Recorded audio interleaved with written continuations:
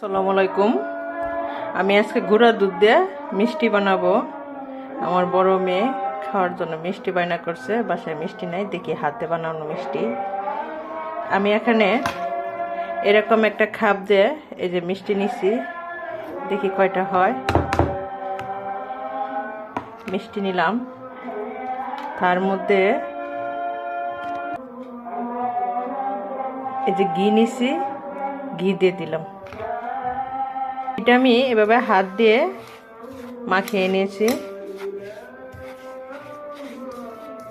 একটু ঘি, খাবারের তেলও দেওয়া যায়, সয়াবিন তেলও দেওয়া যায়, ঘিও দেওয়া যায়, দুইটাই দেওয়া যায়। বেকিং সোডা আছে, ওই বেকিং সোডা দিব মিষ্টিটার জন্য। এখন আমি এরকম একটা ভাবে ডিম ফাটিয়ে নিয়েছি, এখন আমি ডিম দিয়ে দিলাম। ডিম দিয়ে মাখাবো।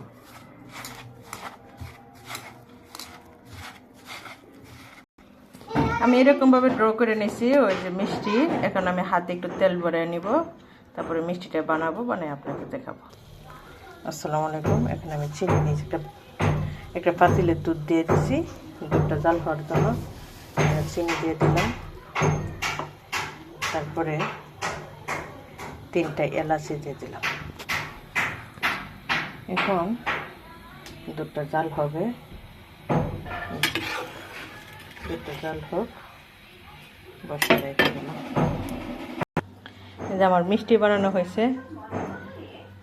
এখন আমার দুধ জাল হয়ে গেছে, এখন আমি মিষ্টিটা দিয়ে দিব। এখান দেওয়ার সাথে সাথেই মিষ্টি ফুলে যেতেছে, এখানে আধা কেজির মতো মিষ্টি হবে। সব মিষ্টি দেওয়া হয়েছে। রসমালাই হয়ে গেছে, দুধ গুঁড়া দুধ দিয়ে। যার যখন মিষ্টি খাইতে মন চায়, দোকান থেকে তো সব সময় আনা যায় না। 10 টাকার গুঁড়া প্যাকেট আনলেই 10 টাকা দিয়ে আপনার ভালো মিষ্টি হয়। আপনি এভাবে বানিয়ে নেবেন। ধন্যবাদ সবাইকে। আসসালামু আলাইকুম।